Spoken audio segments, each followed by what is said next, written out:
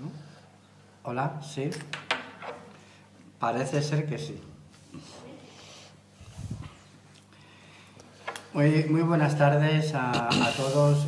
Muchísimas gracias por estar aquí hasta ahora, un día como hoy. Se agradece muchísimo. Y vamos a dar una conferencia que tiene un gran interés. Como lo habrán podido ver, está escrita en la pizarra y de alguna manera refleja lo que son los problemas de la Constitución española de cara a lo que es la unidad de España y la viabilidad de España incluso, ¿no? Antes de pasar la palabra a Santiago Armesilla, lo que queremos es agradecer a la Biblioteca Jovellanos, que nos ha permitido dar esta charla, y al mismo tiempo a algunos patrocinadores nuestros, fundamentalmente al Hotel Gran España, que está en Oviedo, y también al restaurante Floridita, que nos viene colaborando pues desde hace bastante tiempo, ¿verdad? Nosotros somos de la asociación Héroes de Cavite. Héroes de Cavite lleva no muchos años, pero tratamos de hacer todo lo que está en nuestra mano para divulgar lo que es la historia de España, ¿no? La asociación es de ámbito hispanista, se creó en Cartagena en el año 2020, nació con la voluntad de fomentar la cultura y la historia entre los ciudadanos de la comunidad hispana, y entre sus principales objetivos está realizar actividades culturales, fomentar el hispanismo y la historia compartida, sobre todo de 1492 a 1898. Dar a conocer nuestra historia y luchar contra la leyenda negra, divulgando una realidad histórica que ni siquiera se cuenta en los colegios, defendiendo el patrimonio cultural, histórico, artístico y rescatando figuras de la hispanidad que han sido olvidadas pese a la importancia de sus logros. Defendemos la unidad territorial de España, tal y como se recoge en el artículo 2 de la Constitución española, y reivindicamos el español como lengua común y elemento cohesionador de la hispanidad, sin olvidar las otras lenguas presentes que aportan riqueza cultural, pero que carecen de ese carácter de lengua común. Y yo quiero agregar que sin esa lengua común España no tendría ninguna capacidad geopolítica en el mundo. Por eso la defensa de la lengua común tiene una trascendencia impresionante. Es lo que nos da no solamente presencia, sino posibilidad de poder. Y en el mundo sin poder no somos nada. Fomentamos el hispanismo, es decir, incrementar los lazos de amistad, cooperación e integración con los países de la esfera de la hispanidad, siendo consciente que esta es el resultado de un mestizaje y que unidos podemos ser más fuertes para afrontar futuros retos en un mundo globalizado. Lo anterior sigue la estela marcada por la Constitución de 1812, que hacía referencia a los españoles de ambos hemisferios. Hacemos hincapié también que la asociación mantiene una estricta neutralidad ideológica sin entrar absolutamente a estar a favor o en contra de cualquier partido político ni ideología determinada. Lo único que nos defendemos es la hispanidad y la necesidad de una articulación de todo el mundo hispano. Y Santiago Armesilla, para mí es una satisfacción presentarlo, porque me parece que es de las personas que debe de marcar un futuro dentro del país. Es una persona muy clarividente, una persona con una gran formación, y no solamente que tenga gran formación, sino además que tiene una capacidad de análisis y de síntesis y de proyectar hacia el futuro soluciones que se echan en falta. Por la hora que es, me voy a saltar el extenso currículo que tiene, porque creo que hay poca agua aquí para luego poder beber después de decirlo.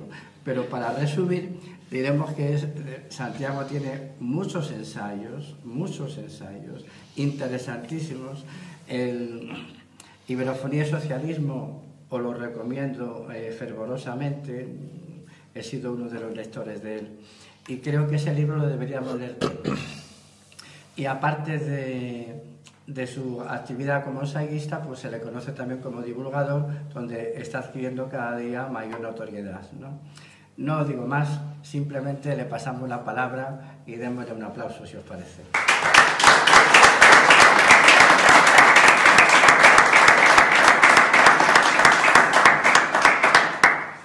Bueno, pues buenas tardes a todos. Para mí es un enorme placer estar dando una charla en Gijón, porque realmente es la primera vez en mi vida que estoy en Gijón. Estuve de pasada hace años y llevaba 5 años sin estar en Asturias y pues por cosas de la vida he pasado más tiempo en Oviedo que en Gijón. Así que mis disculpas por ello, pero bueno, ya espero estrenarme y que no sea la última vez. Así que a ver qué tal.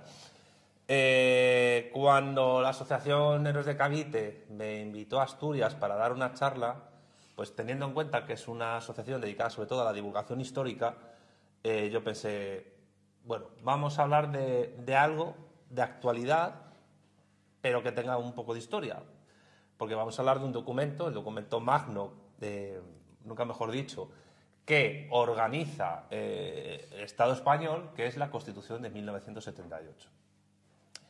Con lo cual es historia muy reciente de España, de la nación española, pero que nos influye completamente hasta ahora. Igual que cualquier evento histórico nos influye y nos determina, porque las líneas causales que determinan nuestro presente, nuestro aquí y ahora, vienen del pasado. Y todo lo que viene del pasado pues no se puede evitar. Todas las naciones tienen una historia, un bagaje, una mochila, se dirá, de la cual es prácticamente imposible evadirse, tanto para bien como para mal. Le pasa a Francia, le pasa a Alemania, le pasa a Estados Unidos, le pasa a Japón, a Rusia y le pasa a España. La cuestión es que, bueno, dentro de unos días se va a celebrar el 6 de diciembre la onomástica, porque además hay puente, de la aprobación, de la ratificación mediante referéndum democrático por el pueblo español de la Constitución que nos hemos dado, que es una expresión muy manida de que nos hemos dado, como si, no sé, como si fuese una palmadita en la espalda, que nos damos así pues para animarnos un poco. Pero realmente una de las tesis fuertes de la ponencia mía de hoy, que tiene que ver con el título, las contradicciones de la Constitución española y cómo afectan a la unidad de España, tiene que ver precisamente con la propia redacción de la Constitución. Estamos en un momento histórico de tremenda importancia e incertidumbre en España que nos puede abocar a la práctica disolución vía confederal de la nación en el mare magnum de la Unión Europea, controlada desde Berlín. Y lo que yo voy a sostener es que una de las principales causas de que eso ocurra es la propia Constitución española. ¿Qué significa eso? Que los 7 redactores de la Constitución española, 3 de la UCD, Gabriel Cisneros, Miguel Herrero de Miñón y José Pedro Pérez Llorca, uno del PSOE, Gregorio Pérez Barba, uno del Partido Comunista de España, Jordi Soletura, uno de Convergencia y Unión, Miguel Roca Junyent, que es abogado ahora, y uno de Alianza Popular, Manuel Fraga Iribarne, pues redactaron una Constitución que a la larga lo que ha llevado precisamente es a la disolución, centrifugación de España a nivel federal / confederal y a su dilución en el mare magnum geopolítico de la Unión Europea. ¿Y por qué ocurre eso? Porque evidentemente no vamos a tratar exhaustivamente la Constitución en la tarde de hoy. Ya haré en mi canal un vídeo de YouTube. De la misma manera en que hice una reseña crítica del libro de Agustín Laje de Generación Idiota, pues creo que el segundo libro que voy a reseñar críticamente va a ser la propia Constitución española, pero esta ponencia de hoy va a ser una especie de prolegómeno de aquello. Pero sí vamos a centrarnos en algunas partes. ¿Por qué?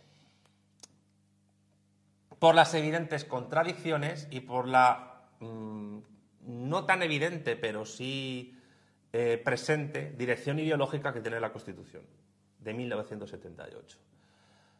Una Constitución que fue aprobada por las Cortes el 31 de octubre del año 78 y, como digo, ratificada en referéndum el 6 de diciembre.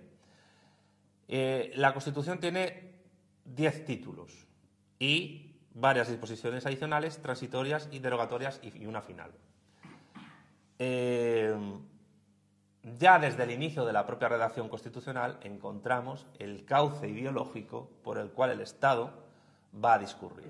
Es decir, que todo Estado, toda sociedad política, sigue en su orden jurídico-administrativo una ideología.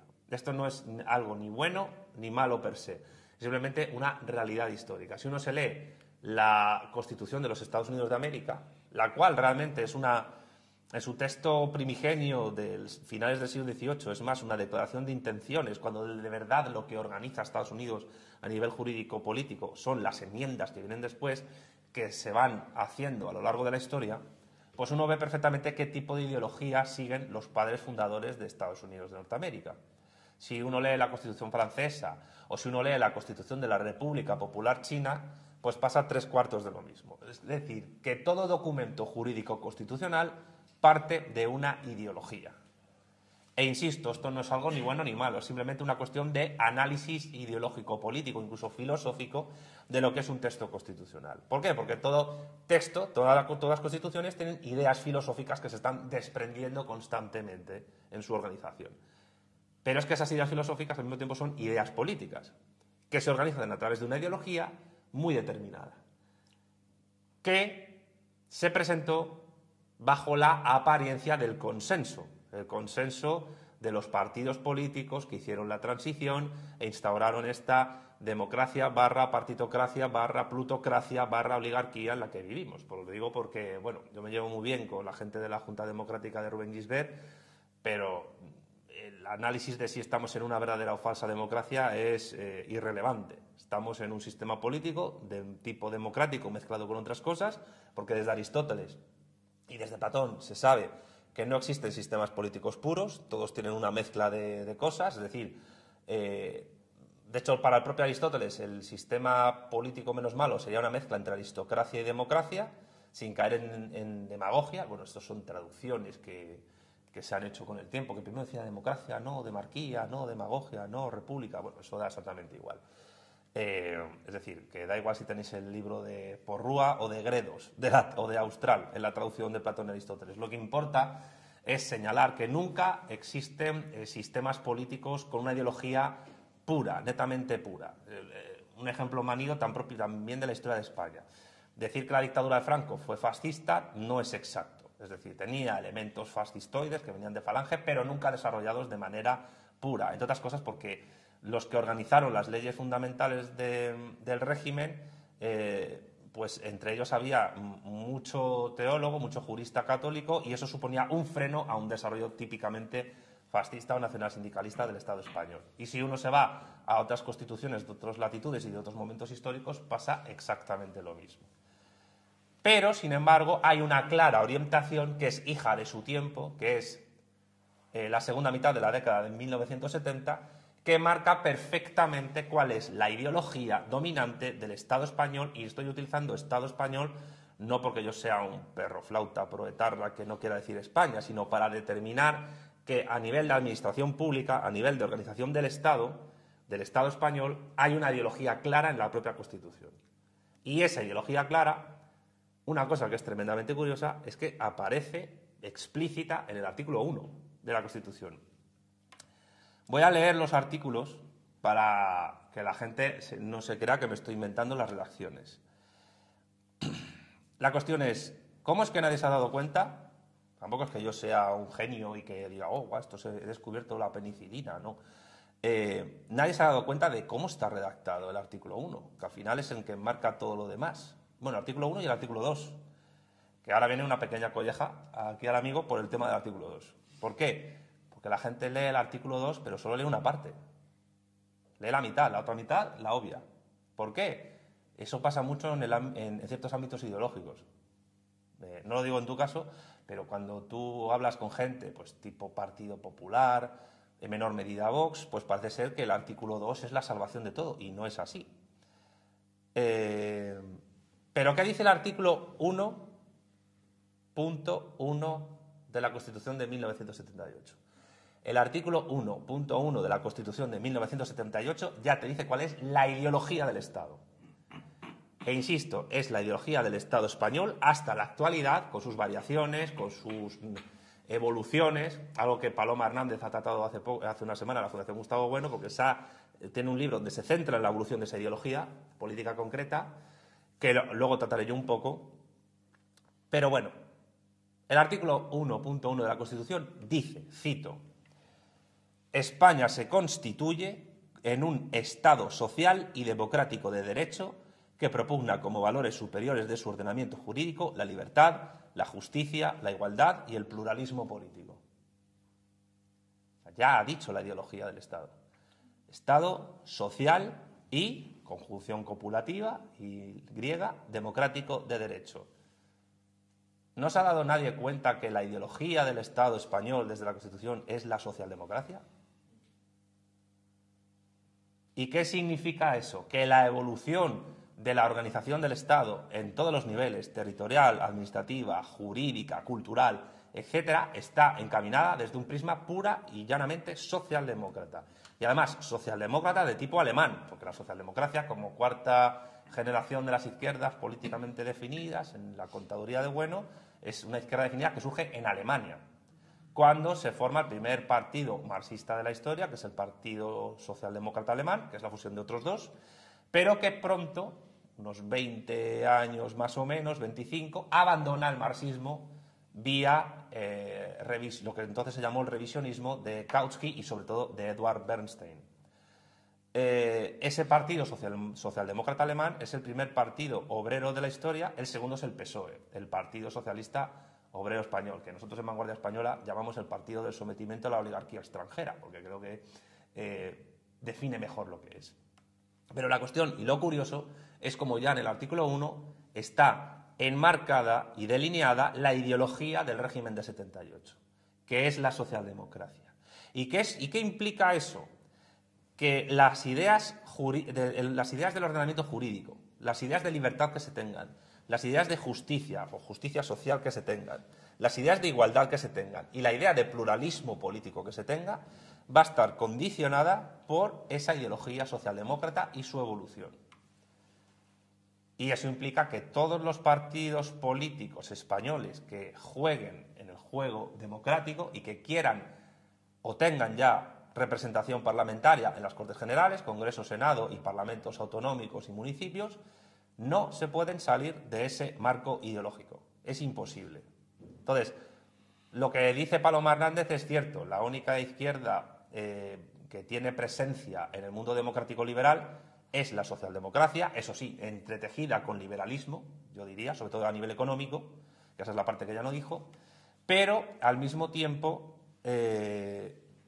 porque en lo que es la evolución del modo de producción capitalista, lo más a la izquierda que se puede estar es la socialdemocracia desmarxistizada, de tipo liberal, o el socialliberalismo, si se quiere, es decir, John Stuart Mill, la tercera vía de Tony Blair. La Constitución es anterior a Tony Blair, a su tercera vía, pero las líneas por las que se discurría después de la crisis del petróleo de 73 en la izquierda socialdemócrata ya están apuntadas en esa dirección, en una liberalización progresiva del estado del bienestar y en el camino hacia una centrifugación de las naciones canónicas de Europa hacia la Unión Europea, lo que entonces era Comunidad Económica Europea.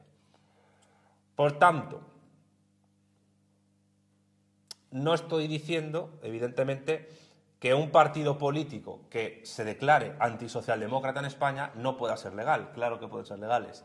Pero obligadamente, necesariamente, jurídico-administrativamente e incluso económicamente, todos los partidos políticos que se mueven en el espectro ideológico español y que tienen presencia parlamentaria necesariamente se mueven en este orden socialdemócrata, que es el orden ideológico con el cual se configuró Europa Occidental durante la Primera Guerra Fría para construir el estado de bienestar y evitar la influencia del comunismo soviético precisamente en Europa Occidental.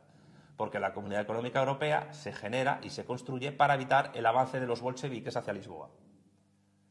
Y por eso tanto la Revolución dos Cravos, que se va a cumplir el año que viene, 50 años, por cierto, una onomástica interesante a tratar, tanto la Revolución de los Claveles como la muerte de Franco, conllevaron que necesariamente, para evitar evoluciones políticas peligrosas, que Portugal se convirtiese en una Cuba en plena Europa y que España fuese algo peor, entre comillas, pues había que implantar ideológicamente la socialdemocracia como ideología de los dos regímenes, del portugués y del español.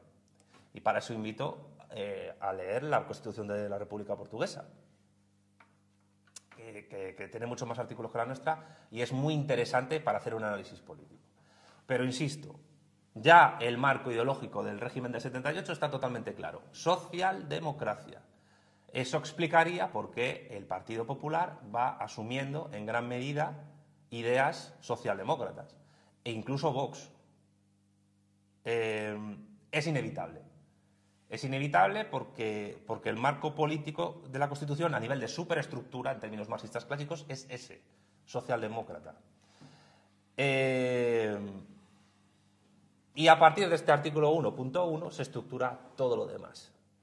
Y todo lo demás en base a inercias ideológicas que la propia izquierda socialdemócrata, en su proceso también de descomposición interna, porque el estado de bienestar también se ha ido descomponiendo, ha ido asumiendo y ha ido desarrollando.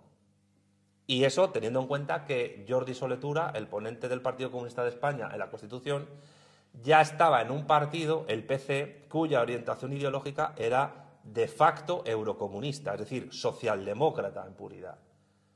Para esa época, tanto en Italia como en Francia como en España, no en Portugal, los representantes de los partidos comunistas francés, italiano y español, Carrillo, Berlinguer, etc., entendían que para llegar a desarrollar la dictadura del proletariado se podría hacer mediante la victoria electoral constante y las reformas políticas. Pero claro, eso ya no es comunismo, en el sentido bolchevique de la palabra, ya no es quinta generación de izquierda. Es decir, estos partidos se transformaron en socialdemócratas de hoz y martillo, para que nos entendamos. Pero estaban más cerca de Kautsky que de Lenin o de Stalin ya. Por eso, por no mencionar pues, el resto de partidos políticos que estaban ahí, ¿no? Tendencias también socialdemocratizantes en la Unión de Centro Democrático de Adolfo Suárez, incluso en Alianza Popular. Y bueno, el PNV no participó en la Constitución, no quiso hacerlo, pero de facto los partidos secesionistas, mal llamados nacionalistas, pues también asumen este marco ideológico socialdemócrata. Ahora, después de este artículo punto 1, que habla de pluralismo político, y esto es importante, el tema del pluralismo político, es como hay que leer el artículo 2, que es el que ya presenta, digamos, la contradicción más fuerte de toda la Constitución española, y que es en el fondo el artículo que lleva a la larga a la descomposición de España. Y que es un artículo que desde el ámbito socialdemócrata conservador, es decir, PP, parte de Vox, etcétera, se lee solo la parte que gusta y que no supone un problema. Porque una de las grandes contradicciones sociales de la Constitución española es que los llamados constitucionalistas la leen como si fuesen judíos leyendo el Talmud. Es decir, como si encontraran ahí la verdad revelada que resuelve todos los problemas, aunque haya una evidente contradicción en la redacción de un artículo. Y eso supone un problema porque, de cara a defender la reforma, la ruptura con el orden constitucional, estamos hablando con auténticos hooligans de un texto que ellos no ven, que es una chapuza jurídica, política, ideológica, etc. Y esa chapuza tiene el artículo punto 2, que parte de una ideología socialdemócrata y en el fondo de orientación cosmopolita, europeísta, la siguiente redacción. La Constitución se fundamenta en la indisoluble unidad de la nación española, patria común e indivisible de todos los españoles. Y ahí viene una coma y todos, ¡ay, qué bonito, qué guay! No hay que respetar la Constitución porque se defiende la unidad de España y la nación española y todo es precioso y hay que respetar el orden constitucional y todos vamos a las manifestaciones contra la amnistía que va a dar Pedro Sánchez a los secesionistas porque hay que respetar la Constitución. Pero luego resulta que sigues leyendo ese artículo después de la coma y ¿qué dice ese artículo? Después de decir, la Constitución se fundamenta en la indisoluble unidad de la nación española, patria común e indivisible de todos los españoles, coma, sigue. Y reconoce y garantiza, y eso tiene que ver con el pluralismo político, es decir, y reconoce y garantiza el derecho a la autonomía, es decir, una autodeterminación light, de las nacionalidades y regiones que la integran y la solidaridad entre todas ellas. La solidaridad siempre es la unión frente a un tercero. Entonces, ¿solidaridad frente a qué? Y en segundo lugar, ¿cuáles son esas nacionalidades y cuáles son esas regiones? Luego iremos al título 8 de la Constitución, que es donde encontramos también el meollo del desarrollo de la chapuza del artículo 2.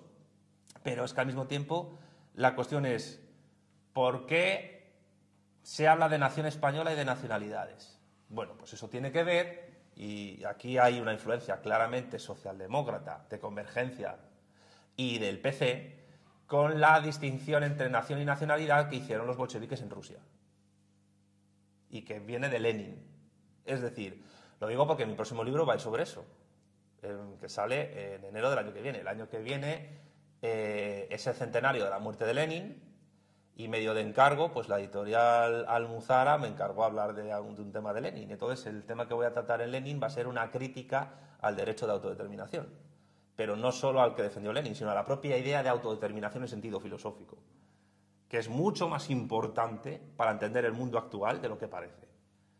Pero bueno, estos son pequeños spoilers que hago de vez en cuando en charlas para generar clickbait. Perdón por los anglicismos que he utilizado. Pero la cuestión es, esa distinción entre nación y nacionalidad es ridícula, es absurda, porque toda nación, política en este caso, tiene su nacionalidad, la cual se plasma jurídica y administrativamente hablando en cédulas de identidad que se llaman DNIs, y luego también a nivel internacional en pasaportes.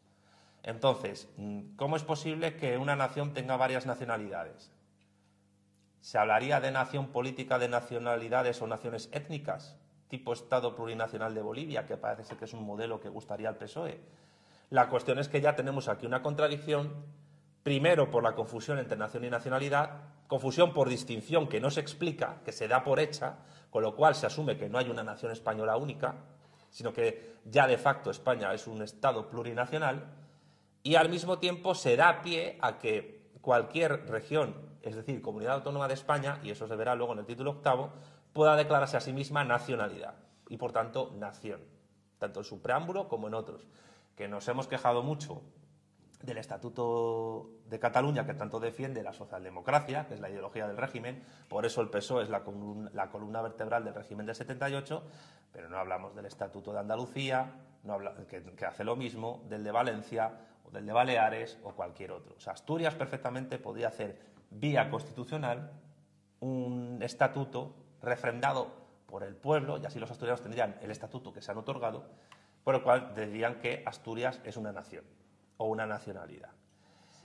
¿Qué pasa con esto? Pues que la ideología socialdemócrata plurinacionalista de la Constitución es la que nos lleva al momento actual. Y el momento actual es, entre otras cosas, causa de la Constitución española. ¿Cuál es el problema? Que desde hace casi 46 años los españoles no se han enterado. La inmensa mayoría de españoles no se han enterado y piensan que la Constitución y su aplicación, que es una cosa que en el fondo depende de la policía y del ejército y tal, pues solucionará todos los problemas habidos y por haber. Porque la contradicción está entre hablar de la indisoluble unidad de la nación española, patria común e indivisible de todos los españoles, y reconocer y garantizar el derecho a la autonomía de las nacionalidades y regiones que la integran y la solidaridad entre todas ellas. El artículo 2 es una de las causas de la situación de disolución y posible balcanización que España va a vivir. Y otro de los problemas es que, aparte de que la reforma constitucional, como aparece al final, es tremendamente difícil de hacer, como luego se puede ver en el título octavo, pues vamos a decirlo así, la recuperación de competencias pues no es fácil. Voy a ir al título octavo, pero antes pues voy a mencionar otra cuestión que tiene que ver con el título quinto, que es el de la monarquía. El rey está, el anterior y este están jurídicamente blindados por la Constitución. Es decir, cualquier cosa que hagan no se puede tomar como si fuese un delito. Y lo digo por el tema pues, del Sáhara Occidental. Yo dedico en el próximo libro una parte bastante extensa al tema saharaui. ¿Por qué? Porque los activistas del saharaui, los nacionalistas saharauis, movidos por una creencia, la mayoría de ellos son musulmanes, pero a veces pienso que se toman más en serio el derecho internacional que el Corán, Con lo cual me parece un problema, porque es más racional el Corán que el derecho internacional y la Sharia. Pero claro, como ellos se piensan que las resoluciones de la ONU se van a cumplir porque está puesto en un papel, pues no se dan cuenta de que, a ver, un referéndum de soberanía de independencia en el Sáhara Occidental depende del censo que se haya, eso está poblado por colonos marroquíes completamente, depende por entero de la organización internacional y nacional que haga ese referéndum. Habría que ver si Indra sería la empresa que lleve el referéndum, que eso también sería problemático. Y luego, pues también depende del momento en que se haga. Pero de facto el Sáhara Occidental no es una nacionalidad oprimida. Es una provincia española ocupada por una potencia extranjera desde 1975. Y el tema es que no hay ni un solo partido político en España que se atreva a tener esta postura. ¿Por qué? Porque se puede ver como imperialista, básicamente. Pero España tiene una provincia ocupada. Y a nivel diplomático y a nivel de relaciones internacionales, ningún diplomático español defiende esta postura. Defiende el derecho de autodeterminación del pueblo saharaui, que es no decir nada, porque la autodeterminación es eso, una idea metafísica. Entonces, ¿qué tiene que ver esto con el título quinto de la monarquía en la Constitución española? Pues tiene que ver con el hecho de que Juan Carlos de Borbón, a cambio de que Estados Unidos le garantizara, yo he tratado en un vídeo en mi canal esto, de que le garantizara poder asegurarse el trono en España, vendió una provincia española a una potencia extranjera enemiga de España, pero protegida por Estados Unidos. Y dado la información a la CIA. Es decir, que bajo el orden constitucional español es imposible juzgar a un rey emérito que vendió soberanía nacional a cambio del trono. Y ahí ya tenemos otra contradicción, que la gente no se da cuenta. Yo, aparte, yo soy republicano, pero soy muy crítico con los modelos republicanos que ha habido en España, que han sido todos un desastre, los dos. Pero seamos serios. El jefe del Estado, luego hablaremos del actual, pero vamos a hablar del anterior, del emérito. El jefe del Estado está blindado por la Constitución cuando ese jefe del Estado vendió la soberanía nacional y renunció a la defensa de la integridad territorial de España para evitar una guerra civil, que España se hiciese comunista y cosas así. Pero lo que ocurrió de facto es que vendió territorio español. Igual que España entró en la OTAN por evitar que Estados Unidos apoyara al secesionismo canario de Cubillo, que estaba exiliado en Argelia, porque le dijeron al gobierno de Adolfo Suárez que o España entraba en la OTAN o reconocía la independencia de Canarias. O sea, fijémonos hasta qué punto está interconectado la construcción del orden constitucional español con el orden geopolítico internacional de aquel momento. No podemos juzgar al rey Juan Carlos de Borbón por alta traición. No se puede, porque la Constitución lo blinda. Y además es una alta traición la que se vende la integridad territorial de la nación española, porque los saharauis tenían DNI español. Eran españoles de pleno derecho. Y además la mejor época de la historia del Sáhara fue cuando eran españoles. Ahora son territorio ocupado, como otros territorios ocupados que hay por el mundo. Y no se le puede juzgar. De la misma manera que tampoco se podía juzgar a Felipe VI si firma la amnistía que permitiría a Puigdemont y a los demás volver a hacer lo que hicieron en 2017 peor.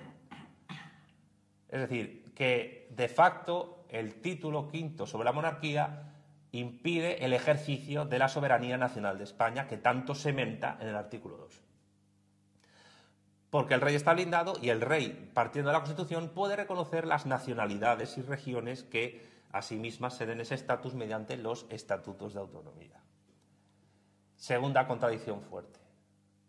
La dialéctica, como enseñaba Bueno, como se llama Marx y como se llama Hegel, es contradicción. Si no hay contradicción, no hay dialéctica. Otra cuestión es cómo se resuelve esa contradicción. Pero sin contradicción no hay dialéctica, hay conflicto. Y un conflicto puede ser permanente, perpetuo y no generar contradicción. Es decir, uno puede tener una enfermedad crónica y no morirse.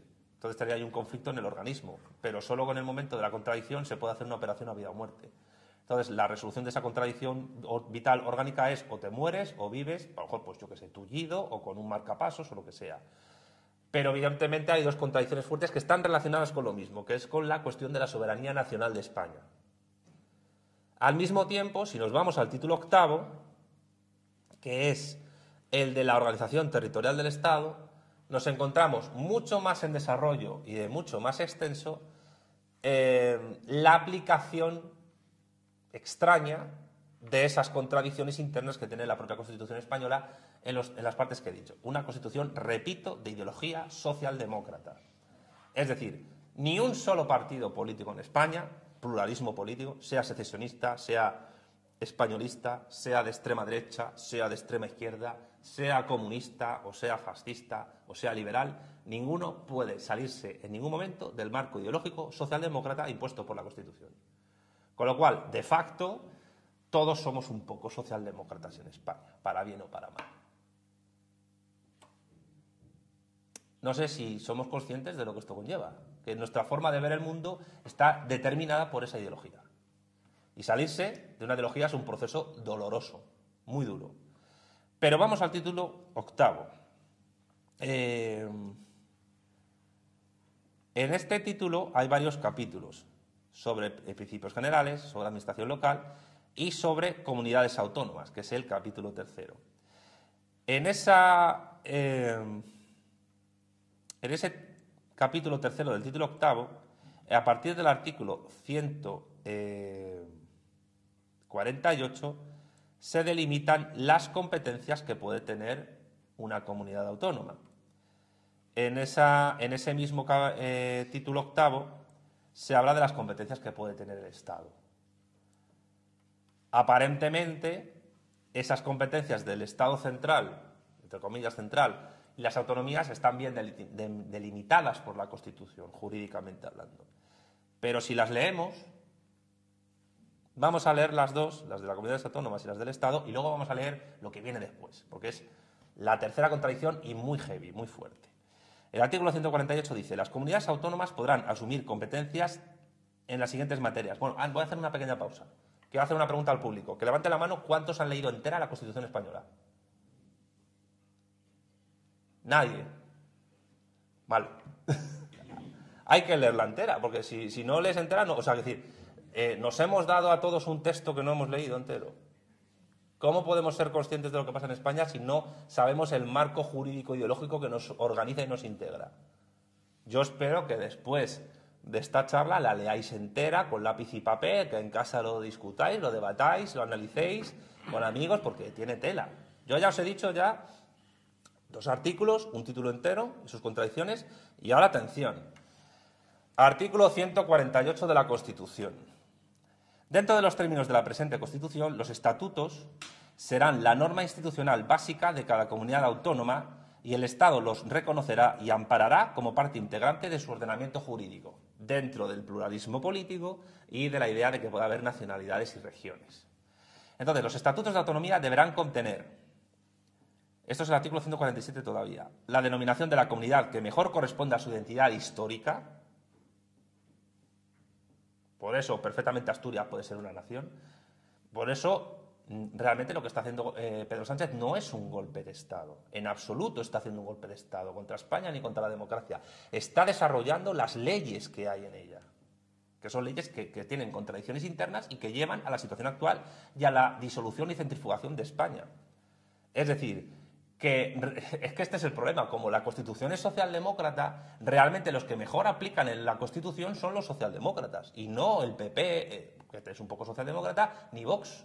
El problema es que ni el PP ni el Vox entienden la Constitución española. La leen parcialmente y solo la parte que les suena bien y les gusta, pero no la leen entera, y además hablan de reformarla, pero saben que es muy difícil o casi imposible.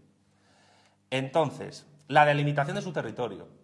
Y esto tiene que ver con la disposición adicional cuarta por la cual la Comunidad Autónoma de Euskadi y Navarra pueden fusionarse, que más bien es la anexión de Navarra por parte del País Vasco, que tiene tela, que lo dije ayer en la otra conferencia en Oviedo, que tengamos una región de España con una bandera británica oficial. O sea, fijémonos si estamos ideológicamente subordinados al mundo anglosajón, que tenemos una región con una versión casera de la Union Jack, que hicieron un par de hermanos flipados, los excardistas Sabino y Luis Arana, que querían convertir Euskadi en la República Vasca del Sagrado Corazón de Jesús, textual, o sea, derecha pura y dura, subordinada al Imperio Británico como colonia o a Estados Unidos. O sea, ¿cómo es posible que el pueblo español, consiente tener esta basura de constitución? Pero consiente que haya una región con una bandera británica. Es que no es solo Gibraltar, es que es el País Vasco. Y el PNV ha estado relacionado con la inteligencia británica desde hace más de un siglo. Y lo toleramos y lo consentimos. ¿Por qué? Por el pluralismo político, social y democrático del artículo 1. La delimitación de su territorio, la denominación, organización y sede de las instituciones autónomas propias. Sigo con el artículo 147 del título octavo. Las competencias asumidas dentro del marco establecido en la Constitución y las bases para el traspaso de los servicios correspondientes a las mismas. La reforma de los estatutos se ajustará al procedimiento establecido en los mismos y requerirá, en todo caso, la aprobación por las Cortes Generales mediante ley orgánica, con lo cual todo va a depender de las fuerzas que en el Poder Legislativo haya para que un estatuto pase por legal y legítimo o no. Y ahora nos vamos al maravilloso artículo 148 de la Constitución, el de las competencias de las comunidades autónomas, las cuales pueden ser nacionalidades o regiones, como Andalucía, cuyo padre de la patria es Blas Infante, por cierto, un señor que se convirtió al Islam, aunque la familia lo niegue, para desde ahí impulsar la islamización de Europa, que es un tema apasionante, precioso, muy bonito. Artículo 148. Las comunidades autónomas podrán asumir competencias en las siguientes materias. Organización de sus instituciones de autogobierno. Las alteraciones de los términos municipales comprendidos en su territorio y, en general, las funciones que correspondan a la administración del Estado sobre las corporaciones locales y cuya transferencia autorice la legislación sobre régimen local. Ordenación del territorio, urbanismo y vivienda. Las obras públicas de interés de la comunidad autónoma en su propio territorio. Los ferrocarriles y carreteras cuyo itinerario se desarrolle íntegramente en el territorio de la comunidad autónoma y en los mismos términos. El transporte desarrollado por estos medios o por cable. Los puertos de refugio, los puertos y aeropuertos deportivos y, en general, los que no desarrollen actividades comerciales. La agricultura y ganadería, de acuerdo con la ordenación general de la economía. Fijémonos lo que esto supone de cara al PAC y al Fondo de Cohesión de la Unión Europea. La Unión Europea se come las competencias autonómicas en el primer sector, porque no las tiene el Estado. Y a cambio de una subvencioncita, pues sobornan al agricultor o ganadero de turno mientras es improductivo. ¿Por qué? Porque la comunidad autónoma no es nada frente a Bruselas. Y esto está amparado por la Constitución. Otra contradicción que tenemos, pero sigo. Las comunidades autónomas también organizan, desde la Constitución, los montes y aprovechamientos forestales, la gestión en materia de protección del medio ambiente, los proyectos, construcción y explotación de los aprovechamientos hidráulicos, canales y regadíos de interés de la comunidad autónoma, las aguas minerales y termales. Esto también un poco explica por qué tantos embalses y presas se están destruyendo, porque la comunidad autónoma no puede hacer nada frente al orden geopolítico que lo impone. La pesca en aguas inferiores, en marisqueo, y la acuicultura y la caza y la pesca fluvial, las ferias interiores, el fomento del desarrollo económico de la comunidad autónoma dentro de los objetivos marcados por la política económica nacional, la artesanía. Es decir, que la industria alfarera, cerámica de Talavera de la Reina, en Toledo, si queréis saber por qué se ha ido al garete, pues tiene que ver un poco con esto. Lo mismo que he dicho con el tema de la agricultura y del primer sector español. Museos, bibliotecas y conservatorios de música de interés para la comunidad autónoma. Ahí los despilfarros que, bueno, hablaban el mito de la cultura, ¿no? De vamos a contratar a una orquesta absurda porque es cultura, tal. Patrimonio monumental de interés de la comunidad autónoma. El fomento de la cultura, de la investigación y, en su caso, de la enseñanza de la lengua de la comunidad autónoma. Es decir, los chiringuitos, lo que yo he llamado la dictadura del subvencionariado, que es una cosa que el régimen socialdemócrata se ha inventado de una manera exitosa. Hay mucha gente que vive del Estado sin ser funcionarios, que son básicamente subvencionariado. Y es gracias a esto, a las competencias autonómicas. Promoción y ordenación del turismo en su ámbito territorial. Promoción del deporte y de la adecuada utilización del ocio. La asistencia social, la sanidad y la higiene. Es decir, que la sanidad, la competencia es autonómica porque lo dice la Constitución socialdemócrata plurinacional. Entonces, cuando un partido te dice vamos a centralizar competencias en sanidad y educación, pues dime cómo lo vas a hacer. Dime cómo cuando necesitas hacer los pasos que tienes que hacer para una reforma constitucional que es complicadísima. Pero sigamos. La vigilancia y protección de sus edificios e instalaciones, la coordinación y demás facultades en relación con las policías locales en los términos que establezca una ley orgánica. Transcurridos 5 años, sigue el artículo, y mediante la reforma de sus estatutos, las comunidades autónomas podrán ampliar sucesivamente sus competencias dentro del marco establecido en el artículo 149. ¿Qué dice el artículo 149? El artículo 149 de la Constitución española explica las competencias del Estado central. Pero ya al final del artículo 148, el punto 2, te dice que transcurridos 5 años las autonomías podrían adquirir competencias del Estado que están en el artículo siguiente. Otra contradicción, siguiendo la contradicción de las naciones y nacionalidades en este orden plural político de la socialdemocracia del 78. La cuestión es, ¿os han explicado todas estas cosas en algún momento en vuestra vida? ¿En algún aula, en alguna clase, en televisión, en alguna charla? No. ¿Por qué? Porque nadie se ha atrevido a analizar críticamente desde el materialismo lo que es la Constitución española, que es una chapuza hecha adrede para llegar a la situación en la que ahora estamos. Y ahora vamos al artículo 149. El Estado tiene competencias exclusivas sobre las siguientes materias, en teoría. La regulación de las condiciones básicas que garanticen la igualdad de todos los españoles en el ejercicio de los derechos y en el cumplimiento de los deberes constitucionales. Ya, pero si tú no tienes el C1 de catalán, vas a tener muchas dificultades en sacarte una plaza de funcionario en Cataluña. Con lo cual no hay igualdad ante la ley. Y esa desigualdad ante la ley está garantizada por el orden plurinacional socialdemócrata de la Constitución. Más, la nacionalidad. Contradicción del artículo 149, punto 1 segundo, con el artículo 2. Nación, nacionalidades. Vemos que la propia Constitución se contradice constantemente entre sí. Es como leer la Ética de Spinoza, pero en vez de ver la coherencia, ver las incoherencias interconectadas completamente, ¿no? La inmigración. Tenemos problemas migratorios en España, los tenemos en Andalucía, los tenemos a través de los aeropuertos, los tenemos a través de las pateras que llegan a Canarias. Y realmente, bueno, también hay cuestiones internacionales que determinan la política migratoria de España, no se niega, pero tampoco es que el orden constitucional garantice un control efectivo del tema migratorio. La inmigración, la extranjería y el derecho de asilo. Las relaciones internacionales. Bueno, pero no solo Cataluña tiene, entre comillas, embajadas, que no son embajadas, es que todas las comunidades autónomas tienen casales fuera de España, que los representan a nivel institucional. Defensa y Fuerzas Armadas, Administración de Justicia, pero todas las comunidades autónomas tienen su Tribunal Supremo de Justicia. ¿Por qué? Pues porque desde los mecanismos del artículo 149, el artículo 148 garantiza que las comunidades autónomas asuman más competencias. Pero sigamos. La legislación mercantil, penal y penitenciaria. Legislación procesal, sin perjuicio de las necesarias especialidades en este orden, se deriven de las particularidades del derecho sustantivo de las comunidades autónomas. La legislación laboral, sin perjuicio de su ejecución por los órganos de las comunidades autónomas. Es decir, el Estado regula las relaciones laborales, pero que las aplican son las autonomías. Y eso también puede llegar a explicar por qué los sindicatos de clase en España funcionan como funcionan.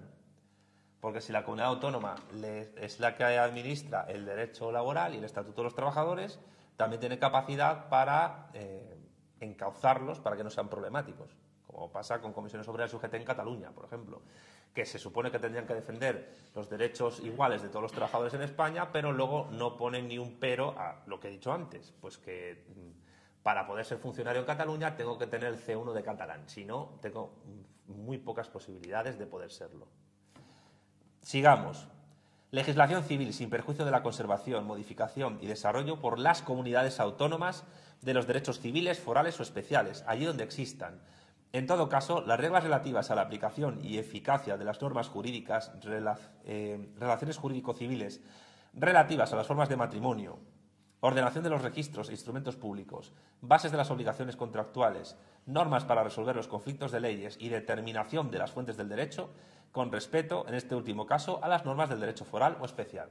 Fijémonos cómo en el artículo 149 está constantemente poniéndose frenos al desarrollo de competencias estatales por cuestiones autonómicas o forales. Todo el rato, ya van unos cuantos, ¿eh?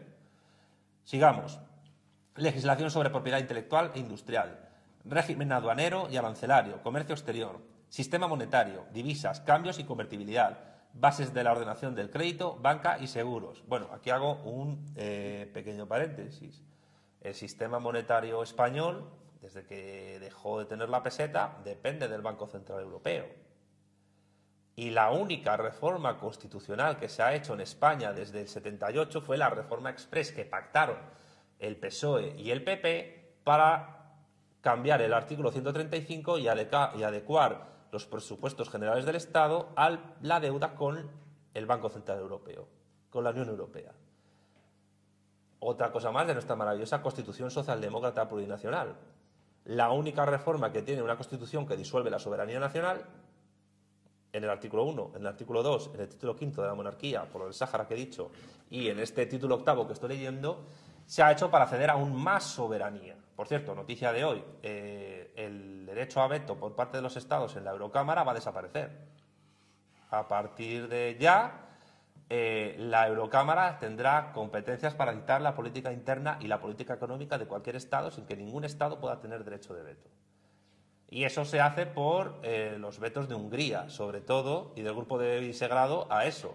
Entonces, la justificación que se va a dar en España, ¿cuál va a ser? Desde el régimen socialdemócrata. Pues es para evitar que la ultraderecha haga vetos a las políticas progresistas europeas. O sea, si el niño del sexto sentido fuera un analista político, en vez de decir que en ocasiones veo muertos, diría en ocasiones veo socialdemócratas. O sea, voy caminando por España y solo veo socialdemócratas por todas partes. ¿Es así? Más competencias centrales del Estado. Legislación sobre pesas y medidas. Determinación de la hora oficial. Que tenemos la hora de Alemania porque Franco quiso. Una locura porque a Portugal está en la misma península y tiene una hora menos, como Canarias y como Inglaterra. Y el meridiano de Greenwich pasa por Aragón y por Valencia.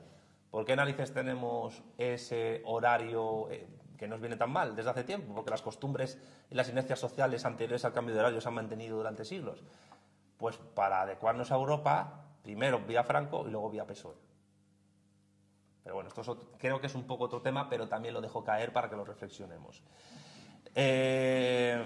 Hacienda General y deuda del Estado. Fomento y coordinación general de la investigación científica y técnica. Sanidad exterior. Bases y coordinación general de la sanidad. Legislación sobre productos farmacéuticos.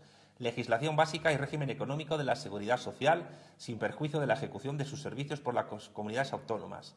Las bases del régimen jurídico de las administraciones públicas y del régimen estatutario de sus funcionarios que, en todo caso, garantizarán a los administrados un tratamiento común ante ellas. El procedimiento administrativo común, sin perjuicio de las especialidades derivadas de la organización propia de las comunidades autónomas. Es que está todo el rato el parapeto, el freno de las autonomías a las competencias del Estado. ¿Os dais cuenta de que hay cada punto del artículo 149 donde están las autonomías frenando al Estado en su aplicación y su desarrollo de cosas?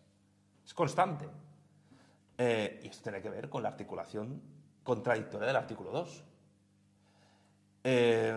Bueno, pesca marítima, sin perjuicio de las competencias que la ordenación del sector se atribuye a las comunidades autónomas. Marina mercante y abanderamiento de buques, iluminación de costas y señales marítimas, puertos de interés general, aeropuertos de interés general. Esto es ambiguo. ¿Qué significa el interés general? ¿Quién determina lo que es el interés general? Pues los pactos de los partidos en el Poder Legislativo, en el Congreso de los Diputados. En fin, más ferrocarriles y transportes terrestres que transcurran por el territorio de más de una comunidad autónoma. Régimen general de comunicaciones, tráfico y circulación de vehículos a motor, correos y telecomunicaciones, bla, bla, bla, cables aéreos, submarinos y radiocomunicación. La legislación, ordenación y concesión de recursos, aprovechamientos hidráulicos cuando las aguas discurran por más de una comunidad autónoma. O sea, ¿qué significa? Que los ríos que no salgan de una comunidad autónoma son competencia autonómica. ¿Por qué? O sea, el tema es, de verdad, leerosla entera. Leerosla entera en vuestra casa, porque esto es la Constitución española es el veneno de la serpiente. Es una trampa contra España, la propia Constitución. Y los españoles no nos hemos dado cuenta hasta que estamos empezando a ver las orejas al lobo. La legislación, ordenación y concesión de recursos y aprovechamientos hidráulicos, bueno, esto ya lo he dicho. Legislación básica sobre protección del medio ambiente sin perjuicio de las facultades de las comunidades autónomas, de establecer normas adicionales de protección, bla, bla, bla. Obras públicas de interés general o cuya realización afecte a más de una comunidad autónoma. Las que sean de una sola comunidad autónoma las lleva la comunidad autónoma. Fijaros el poder que tiene la administración regional del Estado con respecto a la nación. Que además es una administración regional que se puede reconocer a sí misma como nacionalidad, sin ningún problema, en base al pluralismo político socialdemócrata. Y oponerte a esto es oponerte a la ideología socialdemócrata del régimen, es decir, ser facha franco-fascista, nazi, Hitler, Inquisición, Torquemada, Belcebú. Caca, culo, pedo, pis. Es decir, es esto. Más, obras públicas de interés general o cuya realización afecte a más de una comunidad autónoma. Bases del régimen minero y energético, régimen de producción, comercio, tenencia y uso de armas y explosivos, normas básicas del régimen de prensa, radio, televisión y en general de todos los medios de comunicación social, eso sí, sin perjuicio de las facultades en que su desarrollo y ejecución correspondan a las comunidades autónomas. Defensa del patrimonio cultural, artístico y monumental español contra la exportación y la expoliación. Bueno, ya, pero ahí están los indefinidos en el Museo Británico dando golpes a un cuadro de Velázquez y rayándolo. Museos, bibliotecas, archivos de titularidad estatal sin perjuicio de su gestión por parte de las comunidades autónomas. Seguridad pública sin perjuicio de la posibilidad de creación de policías por las comunidades autónomas en la forma que se establezca. O sea, es todo el rato. Yo me imagino las discusiones de los 7 señores estos, los padres de la Constitución, a la hora de redactarla. Es que tenían ahí que estar todo el rato incluyendo cosas contradictorias unas con otras para no acabar a hostias los 7, para dar ese consenso, el consenso, que es la palabra de la transición. Bueno, Stalin tiene una frase maravillosa que dice que el consenso solo es posible en los cementerios. Entonces, claro, como los 7 estaban vivos, pues tuvieron que redactarlo como pudieron. De seguridad pública, sin perjuicio de la posibilidad de creación de... Vale. Regulación de las condiciones de obtención, expedición y homologación de títulos académicos y profesionales y normas básicas para el desarrollo del artículo 27 de la Constitución a fin de garantizar el cumplimiento de las obligaciones de los poderes públicos de esta manera. Bueno, sí, títulos académicos y tal, pero luego, aunque existe la NECA, que alguno la conocerá a nivel universitario español, hay autonomías que tienen su propia agencia de acreditación. Pero bueno... Estadísticas para fines estatales, o sea, el CIS. Autorización para la convocatoria de consultas populares por vía referéndum, pero no se especifica que ese referéndum pueda ser en una sola autonomía primero. El problema es que la propia Constitución española, que ahora se está aumentando ese artículo, puede convocar un referéndum sobre la organización territorial del Estado, pero ¿qué pasa si en ese referéndum hay una mayoría de ciudadanos españoles censados en Cataluña que quieren la independencia aunque el resto voten en contra? Ahí ya tenemos un problema. Y es un problema que desborda la propia Constitución, es un problema ya de política internacional y de intervención internacional para ver qué se hace ahí. Algo muy parecido a la Ley de Claridad de Quebec, que por cierto es otra chapuza, y yo en mi libro próximo la analizo, que Canadá estuvo en el año 95 al puntito de una guerra civil. Pero de eso no habla nadie. Como no pasó, pues no pasa nada, pero los secesionistas quebequeses amenazaron con tomar el control de todas las bases aéreas y de los aviones que estaban en territorio quebequés, del ejército canadiense. Y luego hablamos de las chapuzas que hacemos nosotros a nivel de concesiones a los secesionistas, pero es que en todas partes cuecen habas. A Canadá, que es otro país muy socialdemócrata y muy plurinacional y muy tolerante y muy democrático, se le ocurrió la maravillosa idea, una idea cojonuda, de poner de embajador en Francia al líder del partido quebequés secesionista. En Francia. O sea, es en plan, es un plan perfecto, sin fisuras, muy bien estudiado. Pero bueno, sin perjuicio, sigue el artículo 149.2. Sin perjuicio de las competencias que podrán asumir las comunidades autónomas, el Estado considerará el servicio de la cultura como deber y atribución esencial y facilitará la comunicación cultural entre las comunidades autónomas de acuerdo con ellas. Atención, y facilitará la comunicación cultural entre las comunidades autónomas de acuerdo con ellas. Perfectamente los pinganillos en el Congreso se pueden justificar desde este punto de la Constitución. ¿Cómo facilito la comunicación cultural entre las autonomías? Pues les doy un pinganillo para que dos señores que hablan español pues tengan a un subvencionado traduciéndoles del catalán al español y del español al catalán, cuando a lo mejor uno tiene padres que vienen de Madrigal de las Altas Torres. Pero eso está garantizado por esta maravillosa Constitución que nos hemos dado, socialdemócrata y plurinacional y súper mega guay. Y punto 3 del 149. Las materias no atribuidas expresamente al Estado por esta Constitución podrán corresponder a las comunidades autónomas, en virtud de sus respectivos estatutos. La competencia sobre las materias que no se hayan asumido por los estados de autonomía corresponderá al Estado, cuyas normas prevalecerán, en caso de conflicto, sobre la de las comunidades autónomas en todo lo que no esté atribuido a la exclusiva competencia de estas. El derecho estatal será, en todo caso, supletorio del derecho de las comunidades autónomas. ¿Qué significa esto? Pues que ancha es Castilla. Aquí, en este 149.3, hay un vacío de puntos y de competencias sin redactar que pueden ir dándose según las circunstancias, la evolución de la nación, el desarrollo de las fuerzas productivas, el desarrollo tecnocientífico de las comunicaciones o de lo que sea, donde, como no hay nada escrito, pues ya se verá. Ley orgánica, siempre dependiente de la correlación de fuerzas en el Parlamento y tirando millas. Artículo 150.1. Las Cortes Generales en materias de competencia estatal podrán atribuir a todas o a alguna de las comunidades autónomas la facultad de dictar para sí mismas normas legislativas en el marco de los principios, bases y directrices fijados por una ley estatal, que ya he dicho yo de qué depende, poder legislativo. Sin perjuicio de la competencia de los tribunales, en cada ley marco se establecerá la modalidad de control de las Cortes Generales sobre estas normas legislativas de las comunidades autónomas, etc. Bueno, no voy a ir leyendo más porque yo creo que ya os he provocado suficiente náusea leyendo el título 8º de la Constitución Española, pero quiero que tengáis en cuenta de que, oye, que aquí la gente está con vivas a la Constitución y con la esperanza de que la aplicación de la Constitución nos resuelva todos los problemas, pero que sepáis todos que Pedro Sánchez Pérez Castejón lo único que está haciendo en España es aplicar la Constitución. Una Constitución que ideológicamente es PSOE y que obliga a que el resto de partidos asuman total o parcialmente ese PSOE, State of Mind, esa socialdemocracia de origen germánico que domina España desde el 78. Y digo de origen germánico porque la Constitución de 1978 tuvo dos inspiraciones. Por un lado, la Constitución de la República de Weimar, que acabó como acabó, y por otro lado, la Constitución de la República Federal de Alemania, cuyos Länders tienen menos competencias que las comunidades autónomas españolas, pero que también puede tener una tendencia centrífuga, que claro, ha sido un poco atenuada por la mal llamada reunificación alemana, que habría que llamar más bien anexión por parte de la Alemania occidental de una Alemania oriental que hoy todavía tiene un nivel de vida y un poder adquisitivo inferior a la de la Alemania occidental.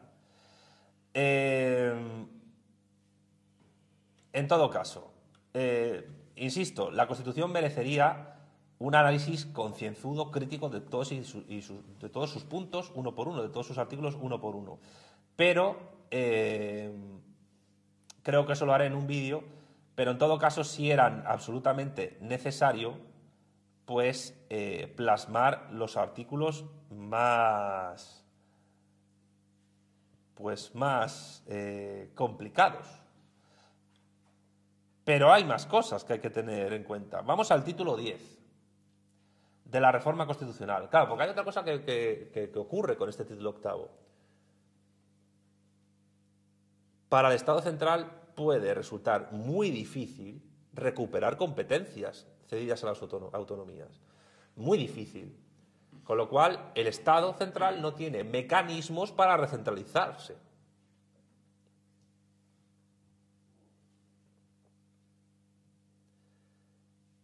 Y tampoco tiene mecanismos adecuados para reformar esa descentralización. Y eso tiene que ver con el título 10 de la reforma constitucional.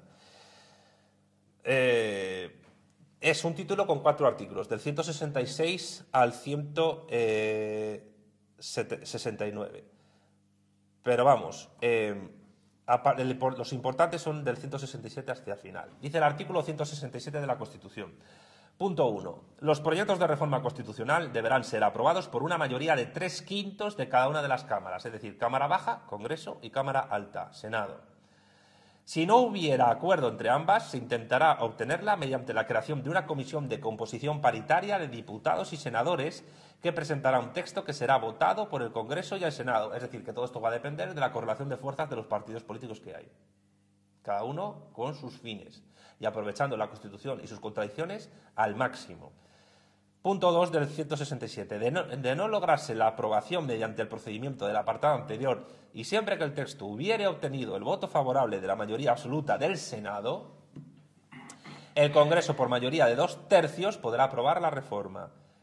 3. Aprobada la reforma por las Cortes Generales, será sometida a referéndum para su ratificación cuando así lo soliciten, dentro de los 15 días siguientes a su aprobación, una 10ª parte de los miembros de cualquiera de las cámaras.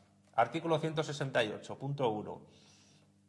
Cuando se propusiera la revisión total de la Constitución o una parcial que afecta al título preliminar, al capítulo 2, sección 1 del título 1 o al título 2, es decir, hay partes de la Constitución que aparecen intocables, ahí vuelvo a recordar el título 5 sobre el de la monarquía, es decir, el Estado español no tiene capacidad para juzgar la cesión de soberanía nacional que hizo Juan Carlos de Borbón cuando le cedió la provincia española del Sáhara a Marruecos a cambio de la corona.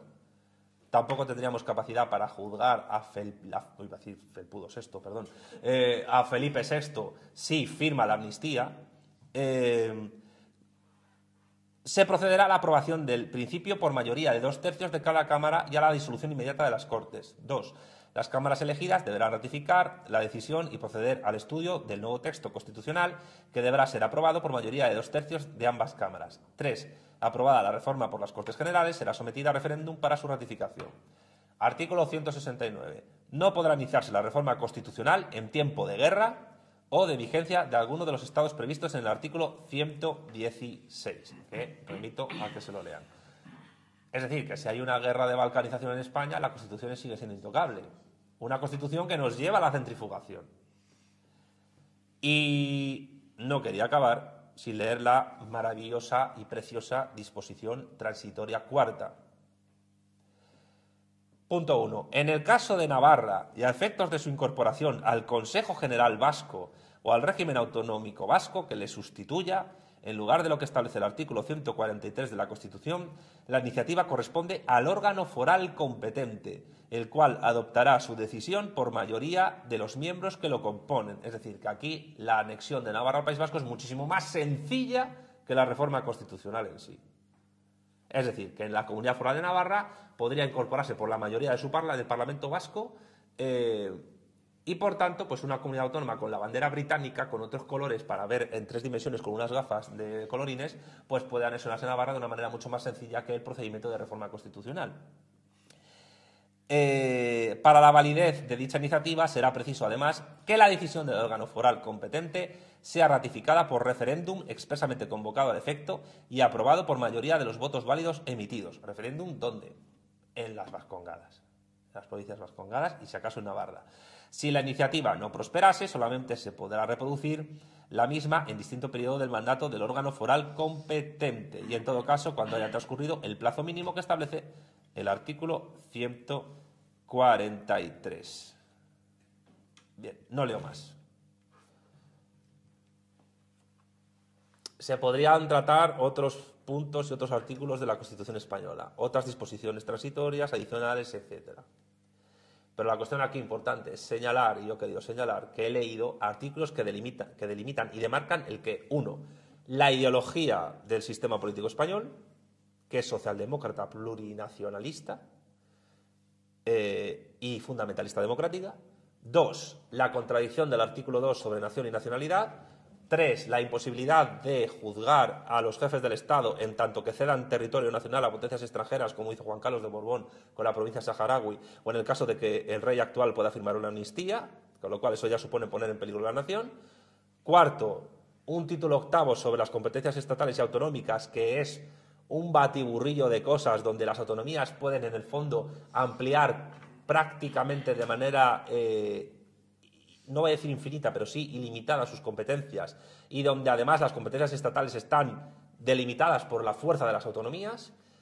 Y 5, una reforma constitucional tremendamente complicada y difícil que impediría una recomposición de competencias centrales por parte del Estado, una reforma o ruptura constitucional y al mismo tiempo que garantiza a través de su disposición transitoria cuarta una anexión de la Comunidad Foral de Navarra a la Comunidad Autónoma Vasca de una manera mucho más sencilla de cómo se haría la propia reforma constitucional. En conclusión, después de esta charla tan amigable que he tenido con todos vosotros, cabe preguntarse: ¿estamos los españoles seguros de que la aplicación de la Constitución nos garantizaría la unidad de España y la defensa de nuestra soberanía? Mi respuesta es que no. Y ahora, después de responder a esta pregunta, cabe una pregunta que de momento la voy a dejar sin responder.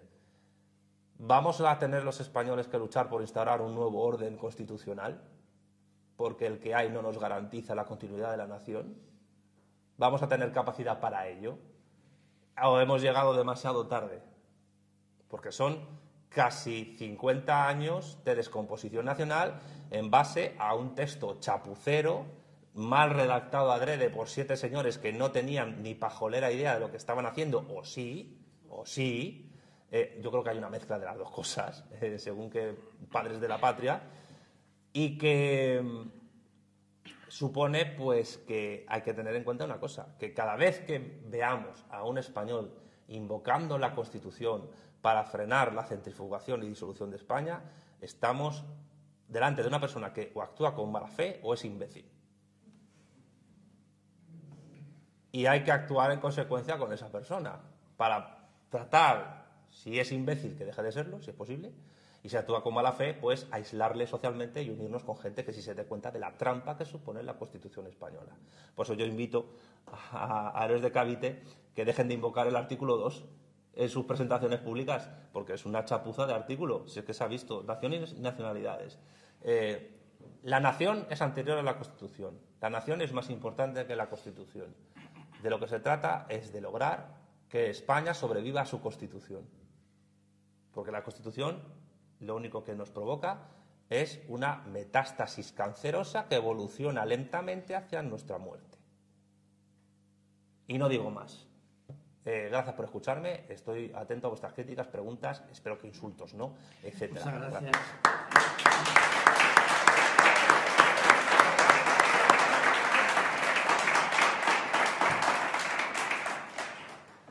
A ver, ¿quién se anima a hacer preguntas complicadas?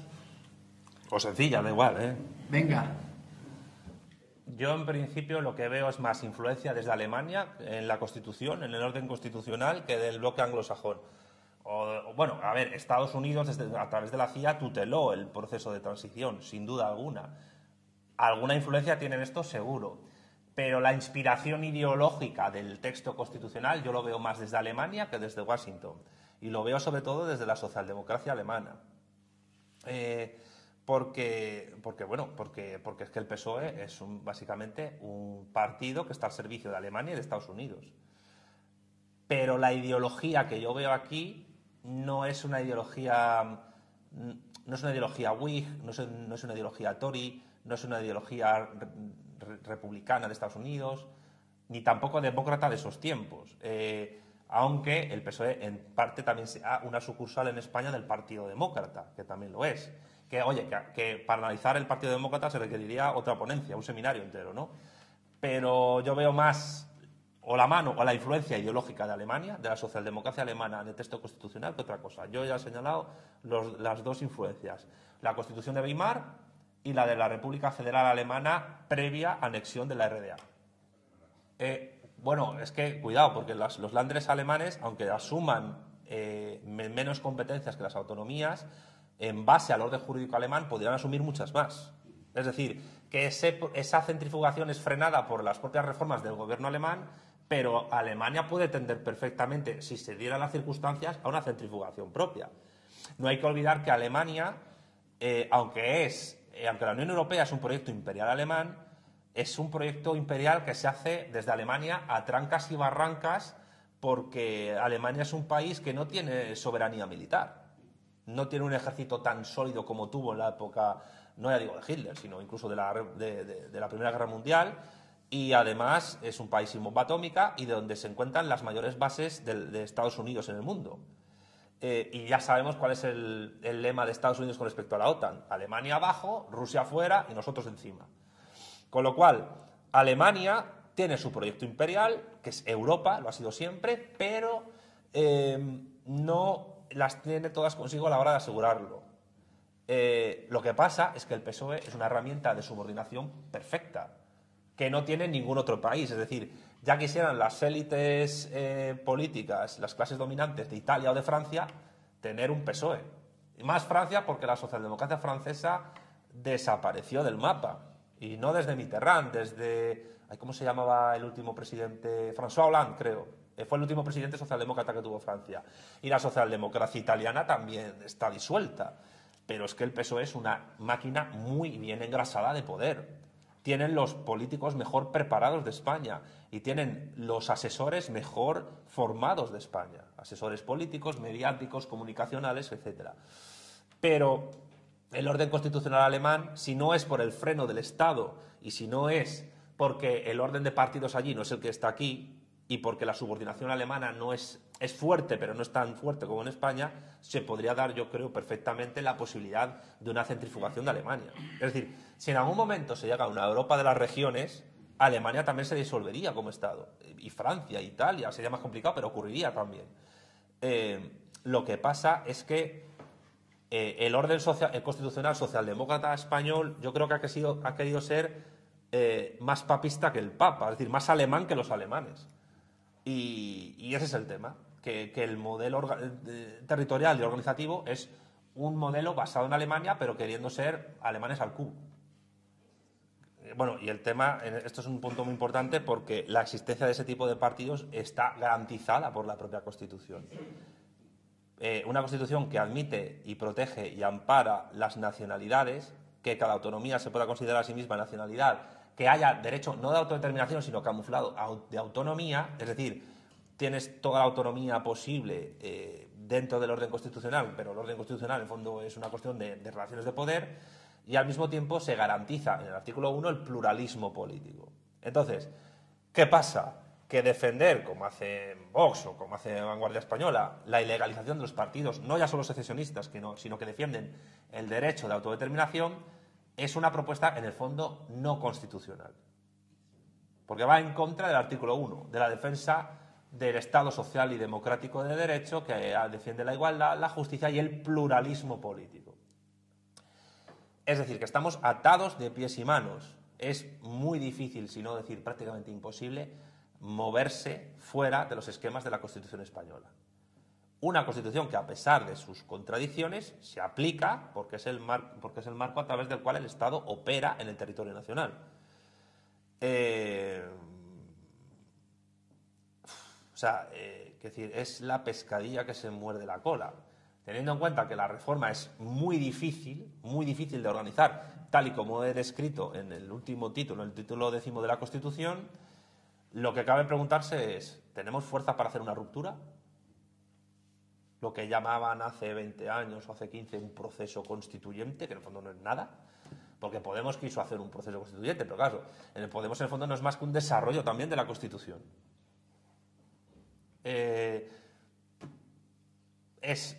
Ahora mismo España necesitaría más una revolución de tipo jacobino que de tipo comunista o lo que fuese. Pero claro, los jacobinos tampoco están dispuestos a ilegalizar partidos secesionistas. Les digo por algunos que se llaman jacobinos a sí mismos en la denominación.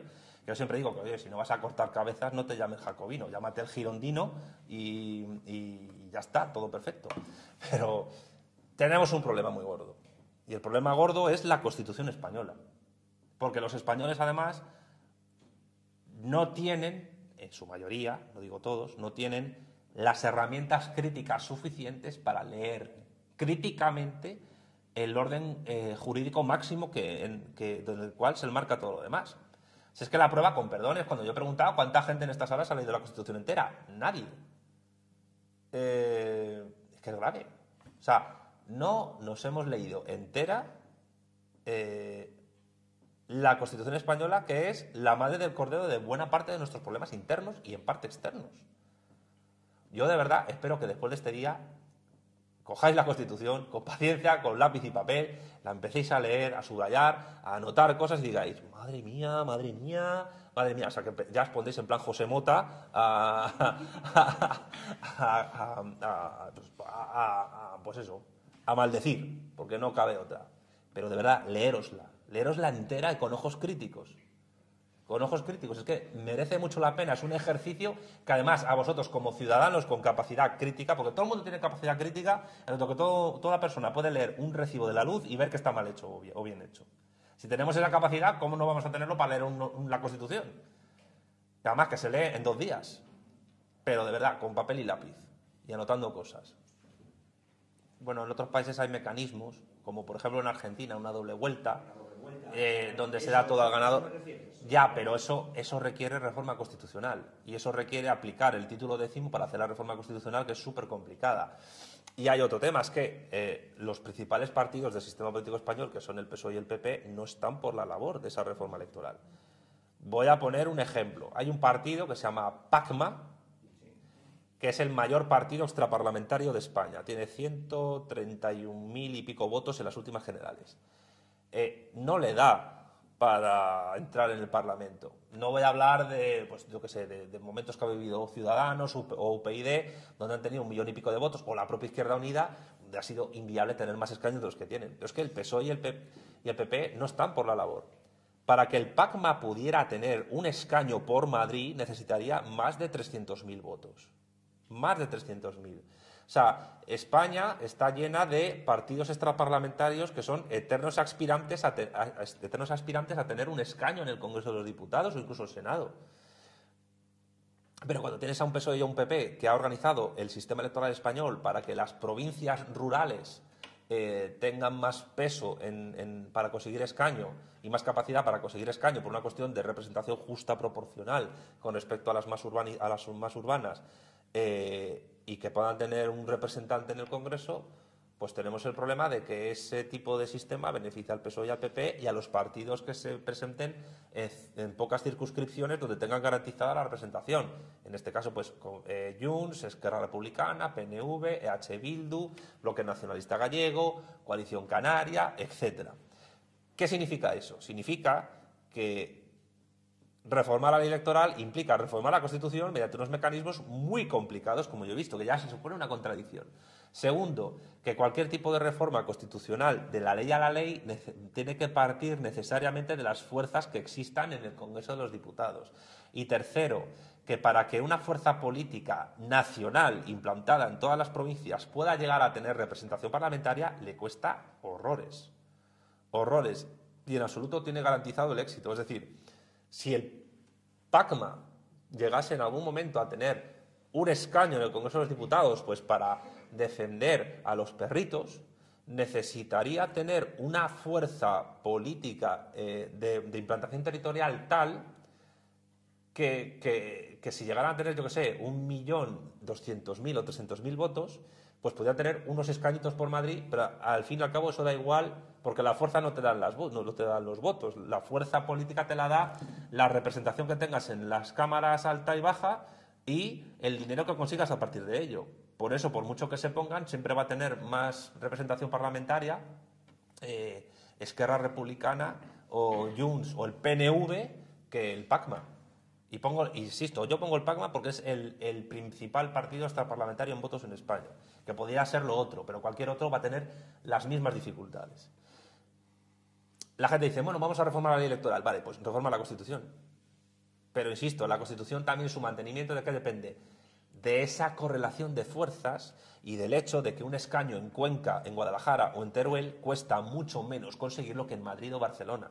Por eso Teruel existe, tiene escaño, pero el PACMA no. ¿Por qué? Porque Teruel existe, se presenta por Teruel. Y la población de Teruel es la que es.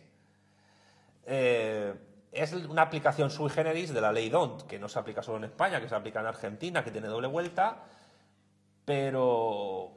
O sea, quiero decir, discutir sobre cómo tendría que ser la ley electoral, sobre si hay que defender una doble vuelta o no, puede ser muy interesante, puede ser una discusión apasionante a nivel político, politológico, decir, oye, pues esto puede ser más democrático, más justo, lo que sea, pero al final pues son castillos en el aire, porque el orden político que tenemos es el que es. Y por eso, pues dice, pues el Feijóo dice, yo no es ilegítima la amnistía, pero no vamos a protestar en el Senado contra ella. ¿Por qué? Porque sabe que el orden constitucional que tenemos depende de la aplicación de esa amnistía. Es decir, todo lo que está pasando es desde la ley. Es desde la ley. Con lo cual, cuando salen a las masas a las calles a protestar por el golpe de Estado de Sánchez, no está dando ningún golpe de Estado. Yo insisto, no es un golpista. Es un señor que aplica la Constitución española. El problema es la Constitución española. Entonces, ¿podemos discutir sobre una nueva ley electoral? Sí, pero previamente tenemos que leer críticamente la Constitución. No sé si me he explicado. Sí. Vale. Solo hay un momento en el cual un partido político puede medir sus fuerzas reales a nivel electoral en España, que es con las elecciones al Parlamento Europeo, en el cual España es circunscripción única. Pero también que para tener 3 escaños Podemos en el 2014 fue cuando se presentó, necesitó más de 1 millón y pico de votos, 1.200.000 votos. O sea, no es fácil. Y para eso tuvo que estar saliendo Pablo Iglesias 1 año entero y medio en la tele haciendo propaganda electoral de su próximo partido. Que esa es otra, o sea, es decir, hay que salir en la tele. Si no sales en la tele no existe. ¿Por qué Javier Milei se ha convertido en presidente del gobierno en Argentina? Porque ha salido mucho en la tele y ha utilizado bien los medios de comunicación de masas. Que claro, dicen, no, es un voto de castigo antisistema. No, es una cosa totalmente mainstream, Javier Milei. Es el eterno representante, bueno, el lunes en la Fundación Gustavo Bueno diré al final de la conferencia lo que es Javier Milei. Pero lo que sí es cierto, lo que puedo decir ahora es que es el enésimo ejemplo, el penúltimo ejemplo de esa batalla que desde hace 150 años se da en Argentina entre proteccionistas y librecambistas. Y él es un ejemplo más del librecambismo, que durará lo que dura hasta que salga una fuerza que defienda un proteccionismo otra vez. Y hay doble vuelta. Pero vamos, que tampoco te garantiza nada el tema de las elecciones al Parlamento Europeo, porque no es más que una demostración de fuerza electoral propia en la nación. Pero al final, ahí están los grupos secesionistas también en Bruselas. Que esa es otra. Que Puigdemont no está en Moscú, ni está en Siberia, ni está en Pekín, está en Bruselas. Y parece ser que aquí estamos todos viendo a Putin detrás, y salvo que Putin haya comprado el Parlamento Europeo, pues, en fin, atemos cabos. O sea, quiero decir, está bien que señalemos todos esos puntos, ley electoral, circunscripciones, tal, pero al final la realidad de la praxis política española se mide en lo que se ha articulado en la Constitución. ¿Qué es el tema de las elecciones al Parlamento Europeo? Pues un escape a esas normas constitucionales. Pero si luego llegan Bruselas, Estrasburgo, el Banco Central Europeo y nos dice que tenemos que reformar la Constitución, y la única vez que se han puesto de acuerdo PSOE y PP para reformar la Constitución es la reforma del 135 para pagar la deuda al Banco Central Europeo que está en Frankfurt, Alemania, pues apaga y vámonos. O sea, para reformar la ley electoral, el PSOE y el PP, salvo que les vaya la vida en ello y saquen tajada, jamás se van a poner de acuerdo. Se ponen de acuerdo para cumplir la voz de su amo, pero nunca van a hacer nada que les pueda perjudicar a nivel electoral en España. Los dos son partidos que siguen ese orden constitucional, socialdemócrata, plurinacional y europeísta. Está el PP gobernando en Andalucía junto con Vox. Han protestado por lo de Blas Infante, padre de la patria andaluza. No. En la manifestación de hace una semana en Cibeles, la gente salía de su casa con la bandera española y llegó el PP repartiendo banderas de la Unión Europea, con el logotipo del PP en la esquina. Y claro, y la gente en plan, toma, ¿y esto qué es? Nada, pues no es una cosa, es para que vean en Bruselas que aquí no hay un peligro soberanista, no sé qué. Estamos atadísimos de pies y manos, interna y externamente. Yo lo máximo que puedo hacer esta tarde es explicar que la Constitución española es un elemento de esa subordinación que tenemos. Entonces, todo lo que tratemos de otras cuestiones son interesantes, pero ahora centrémonos en esto porque ya es una parte del problema. Y luego entendamos por qué un partido político que se opone a lo que está haciendo Pedro Sánchez y que incluso habla de golpe de Estado, pero que en el fondo sabe que no hay golpe de Estado ninguno, reparte banderas de la Unión Europea en una manifestación patriótica, con el logotipo del partido en la bandera de la Unión Europea, que eso es muy grave. Entonces, claro, luego llegan las elecciones pues, y la gente vota a lo que puede, a lo que puede. Que no quiero desanimar a nadie, pero que... No, pero que se sepa, yo ya he dicho vías que hay que hacer, pero que se sepa dónde estamos, en qué tablero de juego estamos, que se sepa. Eso ya tiene que tomarse como algo positivo. Y por el título octavo. Sí, pero ¿quién es el guapo que lo hace? Es decir, que a lo mejor en Vox o en otros partidos hay juristas estupendos. A ver, yo lo siento, no es por Vox o por lo que sea. Yo he estudiado ciencias políticas y de la administración como carrera. Yo he tenido clases de Derecho Constitucional y los profesores de Derecho Constitucional son talibanes de la Constitución española. Entonces, ellos se la toman como el Talmud y como lo más maravilloso que ha habido en la historia y el rollo este del periodo más pacífico y rico y maravilloso que ha vivido España. Bueno, como si España hubiera nacido con la Constitución española. Es como la gente que se piensa que antes de Felipe González en el 82 España vivía en el Paleolítico Superior. O sea, hay gente que se cree eso. Y hay gente que se cree que España nace con la Constitución española de 78. Pero es que por muy buenos constitucionalistas que pueda tener un partido como Vox, catedráticos de Derecho Constitucional que los hay, también van a leer la Constitución desde un prisma errado. Porque el problema no son los mecanismos de reforma o de ruptura que he dicho yo. El problema es el redactado entero y sus contradicciones. Es decir, que la Constitución española es lo que lleva a la disolución de España. Entonces, a eliminar las autonomías va en contra del artículo 2, en contra del artículo 1, en contra entera del título octavo, en contra de la disposición transitoria cuarta por el tema de la anexión de Navarra al País Vasco, porque si no hay comunidades autónomas no puede haber anexión. Y va en contra también de la forma en que se organizan las leyes orgánicas de los estatutos de autonomía. Es que son 50 años de rodaje del régimen del 78. O sea, no es... Sí. Una última pregunta. Vale. No, yo honestamente creo que la situación actual, o sea, ahora tenemos un problema y lo tenemos ahora. Y mañana lo tendremos más agravado. Y pasado mañana más agravado. Pero hay esperanza, hay juventud. No, esa es otra esperanza. O sea, ahora mismo... Pero es más importante que haya gente mayor hoy que jóvenes. ¿Por qué? Porque son los que se han dado cuenta de que les han estado engañando después de 40 o 50 años. Que se pueda caer uno de la burra siendo mayor es muy importante. Los partidos del régimen, llamémoslo como son, porque es lo que son, no van a hacer absolutamente nada, porque están absolutamente comprometidos en mantener lo que ellos mismos crearon. Es que no lo creó otro, no vino alguien de Ganímedes y bajó de allí, no. Lo crearon ellos. Siguiendo instrucción, vale, perfecto, pero al final ellos realmente lo crearon. No van a hacer nada para cambiarlo. Lo único que pueden cambiar, si se meten en la Constitución, es cambiar la organización territorial para llevarnos a un Estado federal o confederal. Ahí sí se pondrían de acuerdo. En lo contrario, no. O para poner a Leonor de reina. Bueno, entonces, ¿qué sucede? Que tenemos que ser prácticamente subversivos. ¿Y qué subversión nos queda? Es complicado. Pero la única subversión que nos queda en este momento es seguir en la calle, pero entendiendo que el problema no es solo la amnistía. No, es lo que viene después. Pues si me apuras, si me permites. No es lo mismo salir a la calle habiendo leído la Constitución que sin leerla.